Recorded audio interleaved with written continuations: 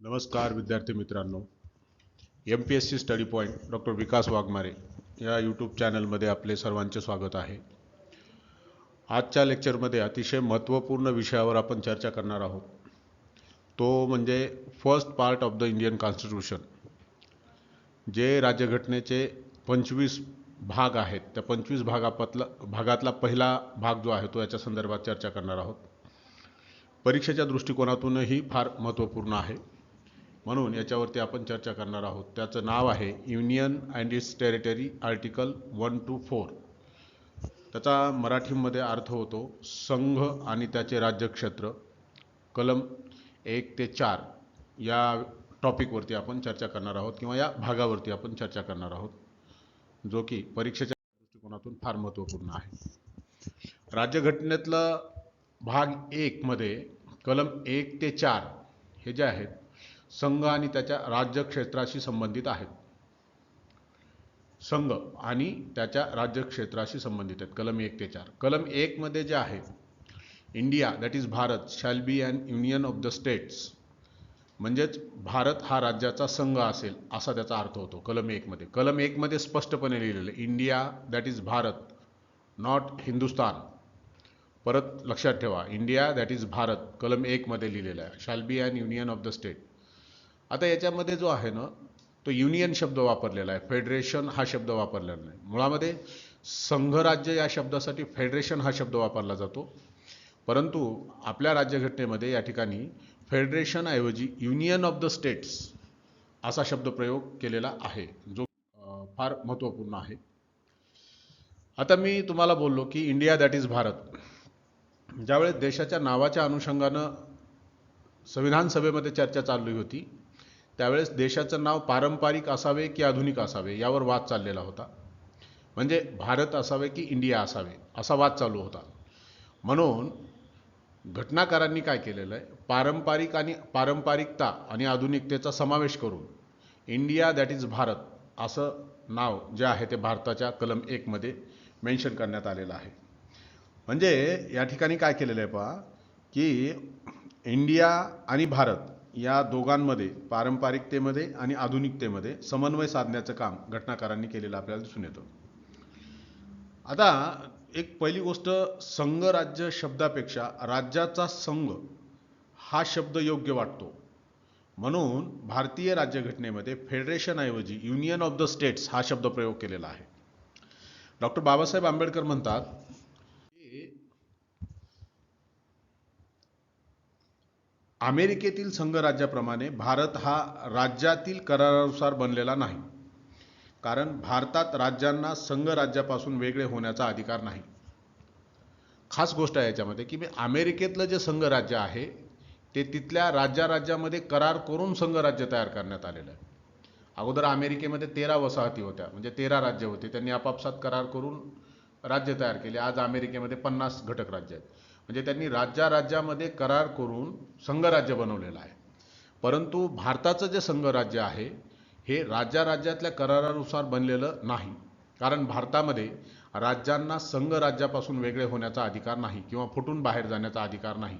अमेरिकेतले घटक राज्य तिथून फुटून निघू शकतात, परंतु भारताच्या संघराज्यातून कोणतंही घटक राज्य वेगळं होऊ शकत नाही. हे या ठिकाणी लक्षात ठेवणं गरजेचं आहे. संघराज्य या शब्दापेक्षा राज्याचा संघ हा शब्द त्या ठिकाणी वापरण्यात आलेला आहे, कारण तो योग्य वाटतो. कारण भारतीय संघराज्य जे आहे ते अविनाशी आहे, त्याचा विनाश करता येत नाही. भारतीय संघराज्य हे त्याच्या अविनाशीत्वामुळे राज्याचा संघ बनते.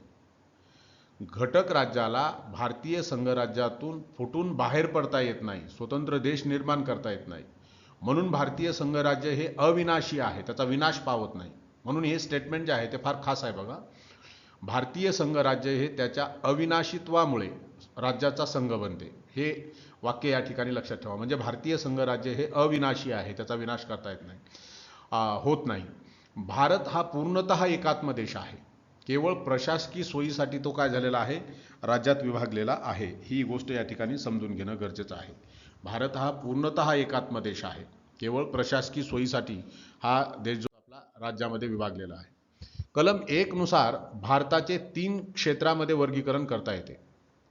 एक राज्याची क्षेत्र, नंबर 2 संघराज्य क्षेत्र आणि नंबर 3 भारत सरकार कालौघात मिळविल ती क्षेत्रे. अशा प्रकारे भारताचे 3 क्षेत्रामध्ये वर्गीकरण करता येतं. राज्याची क्षेत्रे, संघराज्य क्षेत्रे आणि भारत सरकार कालौघात मिळविल ती क्षेत्रे याच्या संदर्भामध्ये पुढे डिटेल माहिती घेणारच आहोत. पण कलम 1 जे आहे ते कलम 1 मध्ये संघराज्याचं नाव आणि राज्यक्षेत्राच्या संदर्भामध्ये आहे. भारतीय राज्यघटनेचं कलम 1 संघराज्याचं नाव. तर जसं तुम्हाला मी सांगितलं, इंडिया अर्थात भारत राज्याचा संघ असेल अशा प्रकारची माहिती कलम 1 मध्ये आहे. राज्य आणि त्याची राज्यक्षेत्रे पहिल्या अनुसूचित विनिर्दिष्ट केल्याप्रमाणे असतील. म्हणजे या कलम 1 मध्ये दिलेलं आहे काय, राज्य आणि त्याची राज्यक्षेत्रे पहिल्या अनुसूचित विनिर्दिष्ट केल्याप्रमाणे असतील. भारताची राज्यक्षेत्रे ही जी आहेत ती खालील याच्यामध्ये भारताच्या राज्यक्षेत्रामध्ये राज्याची राज्यक्षेत्रे, पहिल्या अनुसूचित समाविष्ट केलेली संघराज्य क्षेत्रे, संपादित केलेली अन्य राज्यक्षेत्रे मिळून बनलेले आहेत. हे या ठिकाणी लक्षात ठेवणं गरजेचं आहे. परत लक्षात ठेवा, इंडिया अर्थात भारत राज्याचा संघ असेल, राज्य व त्याची राज्यक्षेत्रे पहिल्या अनुसूचित विनिर्दिष्ट केल्याप्रमाणे असतील. आणि नंबर 3 भारताची राज्यक्षेत्रे, त्या भारताच्या राज्यक्षेत्रामध्ये राज्याची म्हणजे घटक राज्याची राज्यक्षेत्रे, पहिल्या अनुसूचित समाविष्ट केलेली संघ राज्यक्षेत्रे आणि नंबर 3 संपादित केलेली व अन्य राज्यक्षेत्रे मिळून बनलेले असेल. अशा प्रकारे भारताच्या कलम 1 मध्ये माहिती असल्याचं दिसून येतो. आणि या माहितीनुसार आपल्या भारतीय राज्यघटनेच्या कलम 1 मध्ये आता 28 घटक राज्य आणि 8 केंद्रशासित प्रदेश आहेत. 28 घटक राज्य आजच्या घडीला आजच्या डेटला 28 घटक राज्य आणि 8 केंद्रशासित प्रदेश असल्याचं आपल्याला या ठिकाणी दिसून येतं. ही झाली माहिती कलम 1 च्या संदर्भामध्ये. कलम 2 हे 1 मध्येच आणखी थोडीशी माहिती आहे. हे जे प्रदेश सांगितले आपण 28 घटक राज्य आणि केंद्रशासित, या व्यतिरिक्त अनुसूचित क्षेत्रे, आदिवासी राज्यातील आदिवासी क्षेत्रे यांच्या प्रशासनासंबंधीच्या स्वतंत्र तरतुदी परिशिष्ट 5 आणि 6 मध्ये देण्यात आलेल्या आहेत. याचा सुद्धा समावेश कलम 1 मध्ये करण्यात आलेला आहे. भारताची क्षेत्रे ही संज्ञा काय सांगते की भारतीय राज्याचा संघ या संज्ञेपेक्षा व्यापक आहे. भारताचे क्षेत्रे ही संज्ञा भारतीय राज्याचा संघ या संज्ञेपेक्षा व्यापक आहे. राज्य ही संघराज्यीय प्रणालीचे सदस्य असतात. म्हणजे घटक राज्य हे संघराज्यीय प्रणालीची सदस्य असतात. केंद्राबरोबर ते काय करतात, आपले अधिकार विभागून घेत असतात. संघराज्य प्रदेश व मिळवलेली क्षेत्र मात्र केंद्र सरकार थेट प्रशासित करते. म्हणजे केंद्र सरकारकडून थेट प्रशासन याचं केलं जात असतं.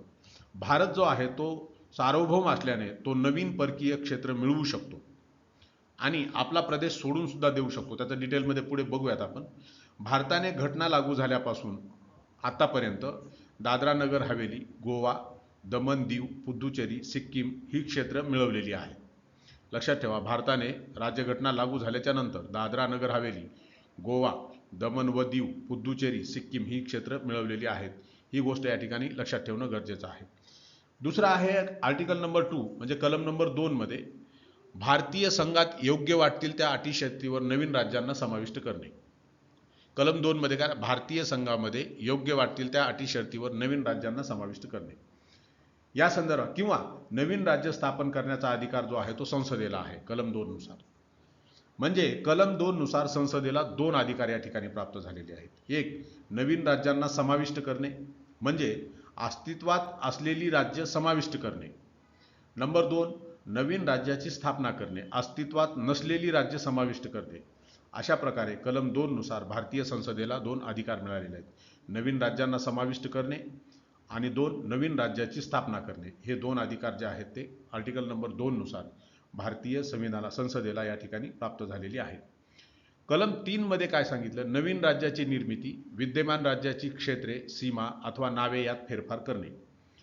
या संदर्भातले जे काही अधिकार आहेत ते संसदेला आहेत कलम 3 नुसार. भारतीय संविधानाच्या कलम 3 मध्ये नवीन राज्याची निर्मिती, विद्यमान राज्याची क्षेत्रे, सीमा अथवा नावे यामध्ये फेरफार, कोणत्याही राज्यातून विशिष्ट क्षेत्र वेगळे काढून किंवा 2 किंवा अधिक राज्य किंवा राज्याचे भाग एकत्रित करून किंवा कोणत्याही राज्याचा भाग व क्षेत्र एकत्रित करून नवीन राज्य बनविणे कलम 3 मध्ये आहे. याच्यात कलम 3 मध्ये अशा प्रकारची माहिती देण्यात आली आहे. कोणत्याही राज्याचे क्षेत्र वाढविणे, कोणत्याही राज्याच्या सीमात बदल करणे, कोणत्याही राज्याचे नाव बदलविणे, हे सगळी जी तरतुदी आहेत या कलम 3 नुसार भारतीय संसदेला या ठिकाणी अधिकार मिळालेले आहेत. म्हणजे कलम 3 नुसार 2 अटी आहेत. बदल करणाऱ्या प्रस्तावाचे विधेयक राष्ट्रपतीच्या पूर्व परवानगीने संसदेत सादर करणे आवश्यक असते. आता तुम्हाला माहित असेल की जम्मू काश्मीर जे आपलं स्टेट होतं त्याचं 2 केंद्रशासित प्रदेशामध्ये विभाजन करण्यात आलं. याचा अर्थ असा होतो की अशा प्रकारचं जर विधेयक संसदेमध्ये मांडायचं असेल, म्हणजे बदल करणारं प्रस्तावाचं विधेयक जर मांडायचं असेल तर तुम्हाला राष्ट्रपतीची पूर्व परवानगी घेणे आवश्यक असते. आणि शिफारस करण्यापूर्वी ठराविक काळात संबंधित राज्याचा दृष्टिकोन मांडण्यासाठी राष्ट्रपती ते संबंधित राज्य विधिमंडळाकडे पाठवितो. अशा प्रकारच्या 2 अटी ज्या आहेत ते राज्याच्या नावामध्ये सीमामध्ये बदल करण्यासाठी आवश्यक असताना आपल्याला दिसून येतात. बघा, 2 अटी आहेत. कशासाठी अटी आहेत? एखाद्या राज्याचं क्षेत्र वाढवायचं असेल, सीमात बदल करायचा असेल किंवा कोणतंही नाव बदलायचं असेल एखाद्या राज्याचं तर 2 अटी आहेत. त्याच्यामध्ये बदल करण्याचा जो प्रस्ताव आहे त्याचं विधेयक राष्ट्रपतीच्या पूर्व परवानगीने संसदेमध्ये मांडलं पाहिजे. आणि नंबर 2, हे शिफारस करण्यापूर्वी ठराविक काळामध्ये संबंधित राज्याचा दृष्टिकोन मांडण्यासाठी राष्ट्रपती व संबंधित राज्य विधिमंडळाकडे ते पाठवले पाहिजे. आता तुम्ही म्हणाल की जम्मू काश्मीरकडे पाठवलं होतं का? तर नव्हतं पाठवलं, कारण त्या दरम्यान तिथली जी विधानसभा आहे ती डिझॉल्व्ह झालेली होती. त्या ठिकाणी राष्ट्रपती राजवट लागू केलेली होती. त्याच्यामुळं तिकडं पाठवणं काही गरजेचं झालं नव्हतं किंवा पाठवलं नव्हतं ते, हेही या ठिकाणी लक्षात ठेवा. म्हणजे नवीन राज्य बनविण्याच्या संसदेच्या अधिकारामध्ये कोणत्याही राज्याचा किंवा संघराज्याच्या प्रदेशाचा भाग इतर राज्याच्या किंवा संघराज्य प्रदेशाच्या भागाशी जोडून नवीन राज्य किंवा संघराज्य प्रदेश बनविण्याच्या अधिकाराचाही समावेश होतो. अशा प्रकारे आर्टिकल 3 मध्ये जे आहे ते अतिशय महत्त्वपूर्ण माहिती आहे. म्हणजे नवीन राज्य बनविण्याचा जो संसदेचा अधिकार आहे तो कोणत्याही राज्याच्या किंवा संघराज्याच्या प्रदेशाचा भाग व इतर राज्याचा किंवा संघराज्याच्या प्रदेशाच्या भागाशी जोडून नवीन राज्य किंवा संघराज्य प्रदेश बनविण्याच्या अधिकाराचाही त्यात समावेश होतो. मग आता आपण वर पाहिलं की राज्य विधिमंडळाकडे तशा प्रकारचं विधेयक पाठवलं पाहिजे, परंतु तरीसुद्धा राज्य विधिमंडळाची मतं काहीही असली तरी ती राष्ट्रपतीवर किंवा संसदेवर बंधनकारक नसतात. म्हणजे समजा जरी जम्मू काश्मीरच्या विधानसभेकडे विधिमंडळाकडे आपण विधेयक पाठवलं असतं, जम्मू काश्मीर पुनर्रचना विधेयक पाठवलं असतं, तरी जम्मू काश्मीरनं काही जरी म्हटलेलं असलं, काही जरी सूचना केलेल्या असल्या तरी ती राष्ट्रपती आणि संसदेवर त्या बंधनकारक नसतात. जरी राज्य विधिमंडळाने आपले म्हणणे वा मते योग्य कालावधीमध्ये कळविले असले तरी राष्ट्रपती तो स्वीकारूही शकतो आणि नाकारू सुद्धा शकतो. अशा प्रकारे कलम 3 नुसार राज्याच्या निर्मितीच्या संदर्भामध्ये संसदेला फार विस्तृत आणि व्यापक स्वरूपाचे अधिकार या ठिकाणी प्राप्त झालेले आहेत. जर संसदेमध्ये प्रत्येक वेळी विधेयकाला दुरुस्ती सुचविली गेली आणि ती मान्य केली गेली तर राज्य विधिमंडळाकडे पुन्हा पाठवण्याची आवश्यकता नाही. बघा, लक्षात ठेवा, जर एखाद्या विधेयकाच्या संदर्भामध्ये संसदेमध्ये प्रत्येक वेळी विधेयकाला दुरुस्ती सुचवली गेली आणि ती मान्य केली गेली तर तशा प्रकारचं जे विधेयक आहे ते राज्य विधिमंडळाकडे पुन्हा पाठवण्याची आवश्यकता नाही. ही पण तरतूद आहे याच्यामध्ये. संघराज्य प्रदेशाच्या बाबतीत एक महत्त्वपूर्ण आहे पहा. संघराज्य म्हणजे केंद्रशासित प्रदेशाच्या बाबतीमध्ये त्यांचा दृष्टिकोन समजून घेण्यासाठी संबंधित विधिमंडळाकडे विधेयक पाठवण्याची आवश्यकता नसते. ही गोष्ट लक्षात ठेवायची आपल्याला. जसं एखाद्या राज्याच्या नावामध्ये सीमामध्ये जर बदल करायचा असेल तर त्या संदर्भातलं विधेयक त्या संबंधित विधिमंडळाकडे, त्या राज्याच्या विधिमंडळाकडे पाठवावं लागतं. परंतु जर केंद्रशासित प्रदेशामध्ये एखादा बदल करायचा असेल, तशा प्रकारचा जर एखादा विधेयक चर्चेमध्ये असेल तर ते विधेयक त्या संबंधित केंद्रशासित प्रदेशाकडे पाठवण्याची आवश्यकता नाही. संसद स्वतः योग्य वाटेल ती कृती करू शकते. याचाच अर्थ असा होतो की संसद आपल्या इच्छेप्रमाणे संसद जी आहे ती आपल्या इच्छेप्रमाणे या ठिकाणी भारताचा राजकीय नकाशा बदलू शकते. एक गोष्ट लक्षात ठेवा, या ठिकाणी संसद जी आहे ती आपल्या इच्छेप्रमाणे भारताचा राजकीय नकाशा या ठिकाणी बनवू शकते. हे म्हणजे संसद काहीही करू शकते राज्याच्या बाबतीमध्ये. एवढे खूप सारे अधिकार आर्टिकल 3 पार्लमेंटला या ठिकाणी मिळाले. एखाद्या राज्याची क्षेत्रीय अखंडता किंवा त्याचे अस्तित्व पुढे चालू राहीलच याची हमी घटनेनं दिलेली नाही. म्हणजे जसा महाराष्ट्र आहे तसंच तो कंटिन्युअसली राहील, त्याच्यामध्ये सुद्धा बदलाव होऊ शकतो. किंवा जसं तामिळनाडू आहे किंवा जसं आंध्र प्रदेश आहे किंवा जसं उत्तर प्रदेश आहे, असं काही होऊ शकतं. त्याच्यामध्ये राज्यामध्ये बदलाव होऊ शकतो. त्यामुळे भारत जो आहे तो भारत विनाशी राज्याचा अविनाशी संघ आहे. लक्षात घ्या. म्हणजे राज्याचा चेंज होऊ शकतो, राज्यामध्ये बदल होऊ शकतो. म्हणून राज्याचा सॉरी राज्याचा विनाश होऊ शकतो, म्हणजे परंतु संघराज्याचा विनाश होऊ शकत नाही. संघराज्य हे अविनाशी आहे. भारत हा विनाशी राज्याचा अविनाशी संघ आहे. केंद्र राज्य नष्ट करू शकते. केंद्र जे आहे ते राज्याला नष्ट करू शकते, मात्र राज्य सरकार केंद्र किंवा संघाला नष्ट करू शकत नाही. ही गोष्ट लक्षात ठेवा. परीक्षेच्या दृष्टीने प्री मेन्सला फार इम्पॉर्टंट ठरते. प्री मेन्सला या उलट अमेरिकेमध्ये काय करण्यात आलेलं आहे पहा. अमेरिकेमध्ये राज्याची क्षेत्रीय अखंडता आणि अस्तित्वाची हमी दिलेली आहे. म्हणजे तिथलं राज्य जे आहे ते राज्याला कोणी त्याचं अस्तित्व नष्ट करू शकत नाही, त्याच्यामध्ये काही फेरफार करू शकत नाही अमेरिकेमध्ये. म्हणून असं म्हटलं जातं अमेरिकेमध्ये तिथल्या राज्याची क्षेत्रीय अखंडता जी आहे त्याच्या अस्तित्वाची हमी देण्यात आलेली आहे. म्हणून अमेरिकन संघराज्य जे आहे ते नवीन राज्य बनवू शकत नाही व संबंधित राज्याच्या सीमा त्या राज्याच्या सहमतीशिवाय बदलू शकत नाही. म्हणजे अमेरिकेतलं जर एखादं घटक राज्य असेल तर त्याच्या सहमतीशिवाय त्याचं सीमा जे आहे ते बदलू शकत नाही. अशा प्रकारची तरतूद अमेरिकेत आहे. म्हणून अमेरिका जो आहे तो अविनाशी राज्याचा विनाशी संघ आहे. लक्षात ठेवा. अमेरिकेतल्या राज्याला काही करता येत नाही त्यांच्या सहमतीशिवाय, म्हणून तिथले जे राज्य आहेत ते अविनाशी आहेत. म्हणून अविनाशी राज्याचा विनाशी संघ आहे अमेरिका. आणि भारत जो आहे तो भारत विनाशी राज्याचा अविनाशी संघ आहे. म्हणजे राज्यामध्ये कमी जास्त होऊ शकतं, इकडे तिकडे होऊ शकतं. त्यामुळं भारतातलं राज्य जे आहे ते विनाश होऊ शकतो त्याचा, परंतु संघराज्याचा विनाश होऊ शकत नाही. म्हणून भारतीय संघराज्य हे अविनाशी आहे, हे लक्षामध्ये ठेवा. हे कलम 3च्या संदर्भामध्ये डिबेट डिस्कशन केलं आपण. कलम 4 मध्ये सांगितलेलं आहे की नवीन राज्याला प्रवेश देण्यासंबंधी किंवा स्थापनेसंबंधी केलेले कायदे, नवीन राज्याची निर्मिती किंवा नवीन राज्याला प्रवेश देण्यासंबंधी किंवा स्थापनेसंबंधी केलेले कायदे कलम 2च्या अंतर्गत. म्हणजे नवीन राज्याला प्रवेश देण्यासंबंधीचे कायदे कलम 2 नुसार केले जातात किंवा नवीन राज्य स्थापनेसंबंधीचे केलेले कायदे कलम 2 नुसार. आणि नवीन राज्य बनविणे आणि सध्याच्या राज्याच्या क्षेत्रात सीमात नावात बदल करणे कलम 3 मध्ये दिलेले. कलम 3 नुसार म्हणजे कलम 3 नुसार काय केलं जातं, नवीन राज्य बनविणे आणि त्याच्या सध्याच्या राज्याच्या क्षेत्रात सीमात नावात बदल करणे हे कलम 3 अंतर्गत येतं. या दोन्ही गोष्टी ज्या आहेत ते या ठिकाणी समजून घेणं गरजेचं आहे. 3 अंतर्गत येत असताना आपल्याला दिसून येतात. हे जे आहे ते फार कलम 4 मधली माहिती जी आहे ती या ठिकाणी लक्षात करू. नवीन राज्याला प्रवेश देण्यासंबंधी किंवा स्थापनेसंबंधी केलेले कायदे कलम 2 अंतर्गत आणि नवीन राज्य बनविणे, सध्याच्या राज्यात क्षेत्रात सीमात किंवा नावात बदल करणे कलम 3 अंतर्गत. या बाबी कलम 368 नुसार केलेल्या घटना दुरुस्त्या समजल्या जाणार नाहीत. म्हणजे कलम 2 अंतर्गत आणि कलम 3 अंतर्गत ज्या काही बदल केलेला आहे त्याला घटना दुरुस्ती समजल्या जाणार नाही.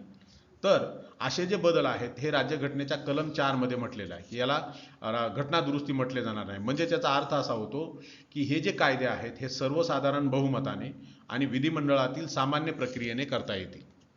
म्हणजे कलम 2 आणि कलम 3च्या संदर्भामध्ये जे काही बदल करायचे असतील ते बदल घटना दुरुस्ती मानले जाणार नाहीत. तर त्यांच्या संदर्भामध्ये जे बदल आहेत ते सर्वसाधारण बहुमताने किंवा विधिमंडळातील सामान्य प्रक्रियेने करता येतात. अशी माहिती कलम 3 आणि 4 मध्ये दिलेली आहे. बघा, मी कलम 1, कलम 2, कलम 3, कलम 4 हे व्यवस्थित समजावून सांगण्याचा प्रयत्न केलेला आहे. कलम 1 मध्ये संघराज्याचं नाव आणि राज्यक्षेत्र, कलम 2 मध्ये भारतीय संघात योग्य वाटतील त्या अटी शर्तीवर नवीन राज्यांना समाविष्ट करणे, कलम 3 मध्ये नवीन राज्याची निर्मिती, विद्यमान राज्याची क्षेत्रे, सीमा अथवा नावे यात फेरफार करणे, कलम 4 मध्ये नवीन राज्याला प्रवेश देण्यासंबंधी स्थापनेसंबंधी केलेले कायदे कलम 2 अंतर्गत आणि नवीन राज्य बनविणे आणि सध्याच्या राज्याच्या क्षेत्रात सीमात नावात बदल करणे कलम 3 अंतर्गत. हे जे केलेले कायदे असतील हे कलम 368 नुसार घटना दुरुस्तीमध्ये समजले जाणार नाहीत. कलम 4 मधले केलेले जे काही बदल असतील ते सर्वसाधारण सामान्य प्रक्रियेने होत असतील. अशा प्रकारे या ठिकाणी आपण कलम 1 ते 4च्या संदर्भामध्ये माहिती घेतलेली आहे. कलम 3च्या संदर्भामध्ये एक थोडीशी डिबेट डिस्कशनचा मुद्दा आहे जो या ठिकाणी गरजेचा आहे असं मला वाटतं. कारण याच्यामध्ये थोडंसं माहिती घेणं थोडंसं जास्तीचं, याला सोडून जर आपण व्हिडिओ कंप्लीट केला तर ते इनकम्प्लीट राहून जाईल, म्हणून हा सुद्धा मुद्दा या ठिकाणी घ्यावा लागतो. एक महत्त्वपूर्ण वादविवाद आहे कलम 3 नुसार राज्याचं क्षेत्र कमी करण्याच्या अधिकारात. काय भारतीय क्षेत्र परदेशाला देण्याच्या अधिकाराचा समावेश होतो?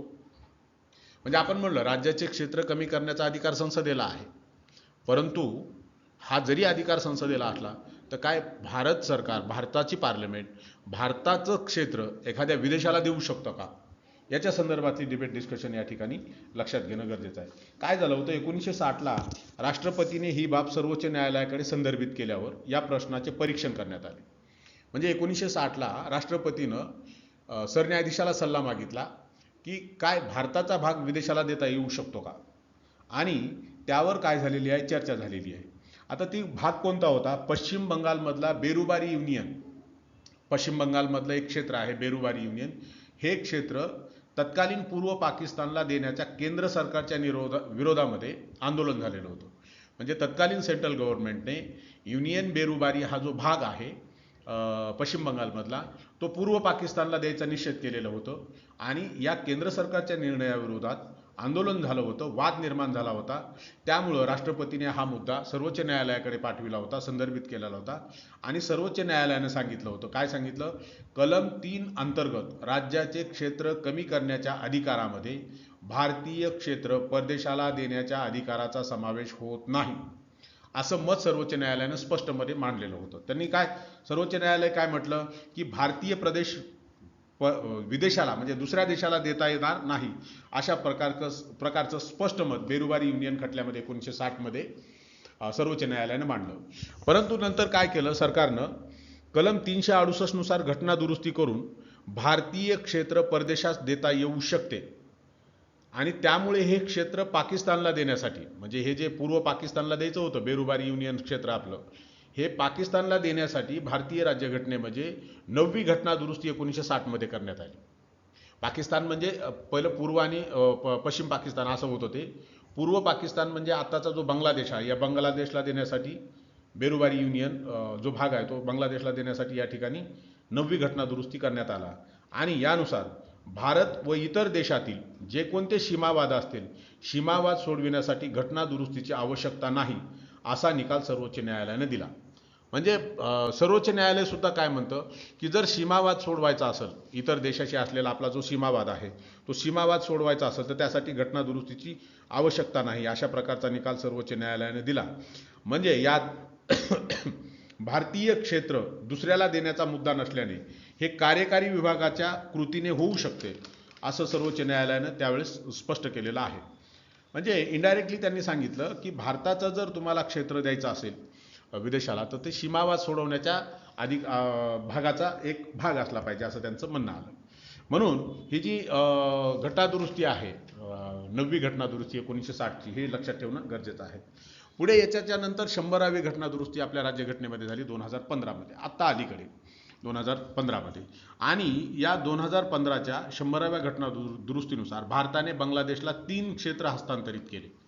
भारताने बांगलादेशला 3 क्षेत्र हस्तांतरित केले आणि बांगलादेशने भारताला 51 क्षेत्र हस्तांतरित केली. याशिवाय चुकीने घेतलेली क्षेत्रे हस्तांतरित करणे व 6.1 किलोमीटरची सीमा सुनिश्चित करणे हाही या समेटाचा भाग आहे. याच दुरुस्तीनं काय करण्यात आलं, परिशिष्ट 1 मध्ये आसाम, पश्चिम बंगाल, मेघालय, त्रिपुरा या 4 राज्याच्या क्षेत्राबाबतच्या तरतुदीत बदल करण्यात आला. लक्षात ठेवा, 100वी घटना दुरुस्ती म्हणजे 100व्या घटना दुरुस्तीनंच परिशिष्ट 1 मध्ये सुद्धा आसाम, पश्चिम बंगाल, मेघालय, त्रिपुरा या 4 राज्याच्या क्षेत्राबाबतच्या तरतुदीमध्ये बदल करण्यात आलेला आहे. ही या ठिकाणी लक्षात घेणं. 9वी घटना दुरुस्ती 1960 आणि 100वी घटना दुरुस्ती 2015 ह्या ज्या आहेत त्या घटना दुरुस्त्या लक्षात ठेवा. आणि काही इम्पॉर्टंट बाबी अशा आहेत, भारत आणि बांगलादेशच्या दरम्यान 4096.7 किलोमीटर लांबीची भूसीमा आहे. किती? 4096.7 किलोमीटर लांबीची काय आहे? भूसीमा आहे, या ठिकाणी लक्षात ठेवा. 1947च्या रॅडक्लिफ निर्णयानुसार भारत आणि पूर्व पाकिस्तानची भूसीमा निश्चित करण्यात आली होती. म्हणजे 1947चा जो रॅडक्लिफ निर्णय आहे, भारत आणि पूर्व पाकिस्तानमधली भूसीमा निश्चित करण्यात आला होता, आणि या रॅडक्लिफ निर्णयाने काही तरतुदीबाबत विवाद उत्पन्न झाले होते. पुढे 1950ला जो आहे तो या ठिकाणी बॅगी निर्णयानुसार 47ला जे विवाद उत्पन्न झाले होते त्यावर तोडगा काढण्याचा प्रयत्न केला होता. म्हणजे रॅडक्लिफ निर्णयाने जे विवाद उत्पन्न झाले होते ते 1950ला बॅगी निर्णयाने त्यावर तोडगा काढण्याचा प्रयत्न झाला. पुढे 1958मध्ये नेहरू नून कराराद्वारे विवाद सोडवण्याचा प्रयत्न झाला. परंतु बेरुबारी मुद्द्याला सर्वोच्च न्यायालयामध्ये आव्हान देण्यात आले. न्यायालयाचे पालन करण्यासाठी संसदेने ही 9वी घटना दुरुस्ती केली 1960ला आणि अशा प्रकारे हा जो सीमावाद सोडवण्यासाठीचा मुद्दा होता तो सॉल्व्ह करण्यात आलेला आहे. लक्षात ठेवा, हे अतिशय महत्त्वपूर्ण आहे परीक्षेच्या दृष्टिकोनातून. कलम 1 ते 4. आणि महत्त्वाची गोष्ट अशी आहे की 16 मे 1974ला भारत बांगलादेशामध्ये भूसीमा निश्चित करणे व संबंधित मुद्द्याबाबत करारावर स्वाक्षऱ्या करण्यात आल्या आणि या करारान्वये क्षेत्राचे हस्तांतरण असल्याने घटना दुरुस्तीची आवश्यकता होती. त्यामुळे या कराराला मान्यता दिली गेली नाही. हे क्षेत्र निश्चित नसल्याने क्षेत्र निश्चित केल्यानंतर 6 सप्टेंबर 2011ला हा करार करण्यात आला आणि हा करार जो आहे तो भारत बांगलादेश यांच्यातील 1974 मधील भूसीमा कराराचा अविभाज्य भाग आहे आणि हा करार आसाम, मेघालय, त्रिपुरा, पश्चिम बंगालच्या संमतीने करण्यात आला आहे. अशा प्रकारे हे जे आहे आपला पार्ट फर्स्ट जो आहे तो या ठिकाणी आपण एकाच लेक्चरमध्ये सामावण्याचा प्रयत्न केलेला आहे, परंतु ते काही होणं शक्य नाही. राज्य आणि संघ राज्य प्रदेशातील बदल जे आहेत ते आपण उद्याच्या लेक्चरमध्ये घेणार आहोत, जे पार्ट फर्स्टच्या संदर्भातला आहे. मित्रांनो, फार महत्त्वपूर्ण स्वरूपाची माहिती आम्ही तुम्हाला देण्याचा प्रयत्न करत आहोत. कृपा करून प्लीज आमच्या चॅनलला तुम्ही लाईक करा, शेअर करा. तुमच्या मूल्यवान सूचना ज्या आहेत त्या तुम्ही आम्हाला कळवा आणि निश्चितच या लेक्चरचा तुम्हाला खूप सारा फायदा होईल. प्री मेन्सच्या अनुषंगानं आणि सगळ्याच एक्झामच्या अनुषंगानं तुम्हाला खूप सारा फायदा होईल. यासाठी तुम्ही आमचं चॅनल सबस्क्राईब करा. थांबतो. धन्यवाद. परत एकदा मी सांगतो तुम्हाला की आमचे जे MPSC स्टडी पॉईंट डॉक्टर विकास वाघमारे यूट्यूब चॅनल आहे त्याला सबस्क्राईब करा. धन्यवाद.